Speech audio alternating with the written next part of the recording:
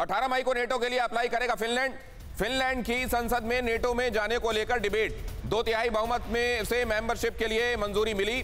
Finland की संसद से मंजूरी, नेटो में शामिल होंगे।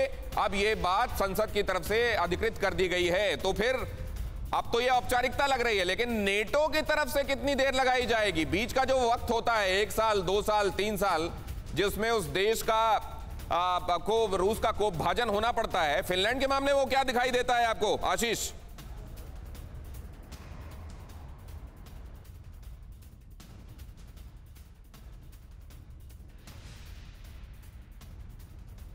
आशीष, आपको मेरी आवाज मिल रही है?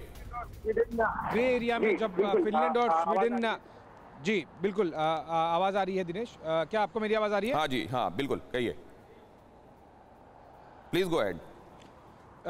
दिनेश जी, जिस तरह से हमने एक नाटो बेसिस में एस्टोनिया के जो नाटो में कमांडर हैं उनसे, कर्नल मेलियो से ये साफ प्रश्न पूछा था, एस्टोनिया के डिफेंस मिनिस्टर कार्ल लानेट से भी यही प्रश्न पूछा था कि अब जो इस फेज में फिनलैंड और स्वीडन आने वाले हैं कि वो अप्लाई कर रहे हैं, लेकिन प्रोसीजरल मेंबरशिप में समय लगेगा। इस दौरान अगर रशिया से उन्हें प्रोटेक्ट करने की जरूरत पड़े, अगर रशियन अटैक हो, तो क्या नाटो या फिर क्या एस्टोनिया जैसी कंट्रीज उन्हें प्रोटेक्ट करेंगी? दोनों ने बहुत साफ आंसर दिया था, यस, उन्हें प्रोटेक्ट करने के अलावा कोई और ऑप्शन नहीं है। ये उन्होंने क्लियर किया था कि ये प्रोसीजर अपने समय पे होता रहेगा। तो यूक्रेन के मामले में फिर ये क्यों नहीं हुआ? आएगा और यूक्रेन के मामले में क्या यूक्रेन के मामले में कोई और मापदंड अपनाया गया है? यूक्रेन तो ये कहेगा कि अगर आपको फिनलैंड को लेकर इतना कंसर्न है तो फिर हमारे से ये आपने ये दुर्भाव क्यों रखा? बहुत धन्यवाद करूंगा, लेकिन ये एक्सपर्ट्स पर छोड़ दूंगा, उनसे ये सवाल करेंगे। बहुत धन्यवाद करूंगा आपको और मनीष का ये इंपॉर्टेंट खबरें हम तक पहुंचाने के लिए। आशीष कुमार सिंह हमारे डिफेंस एडिटर,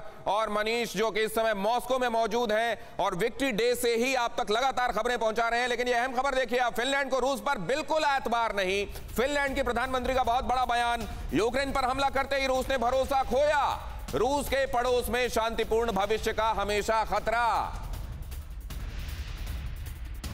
सना मरीन जब ये बातें कह रही हैं तो क्या इसमें उनकी पॉलिटिकल मैच्योरिटी झलकती है, या एक्चुअली अभी जैसे कहा जाता रहा हमेशा ज़ेलेंस्की के बारे में कि उनको पॉलिटिक्स का उतना अनुभव नहीं है, कब क्या कहना चाहिए, चीजों को कैसे देखना चाहिए, क्या सना मरीन पर भी वो लागू है? श्रीवास्तव सर, यशमो सर, उसके फौरन बाद आपके पास आ रहा हूं। श्रीवास्तव सर, देखिए ऐसा है, ये सारी रणनीति और ये सारी जो चेस के बिसात बिछाई गई है, इसका संचालन अमेरिका से हो रहा है, नाटो उसको फॉलो कर रहा है, और अब ये प्रेशर टैक्टिक्स अपनाई जा रही है रशिया के ऊपर कि अभी आप यूक्रेन के लिए इतने चिंतित थे, आपने लड़ाई की, अब आप क्या फिनलैंड पे भी करेंगे, स्वीडन पे भी करेंगे, स्विट्जरलैंड पे भी करेंगे? लेकिन एक बात को मैं कहना चाहूँगा जो पहले कही गई कि इन बिटवीन जब तक फॉर्मली ये मेंबर नहीं बन जाते हैं, नाटो के जो क्लॉजेज हैं और जो उनके आर्टिकल्स हैं, दूसरे कंट्री मिलिटरली उनके साथ नहीं जा सकते हैं। दूसरे कंट्रीज मिलिटरली नहीं जा सकते, ये बात अंडरलाइन कीजिए। पीके श्रीवास्तव सर, ये जो बातें कह रहे हैं इसको अंडरलाइन कीजिए। दूसरी कंट्रीज मिलिटरली उनके साथ नहीं जा सकती,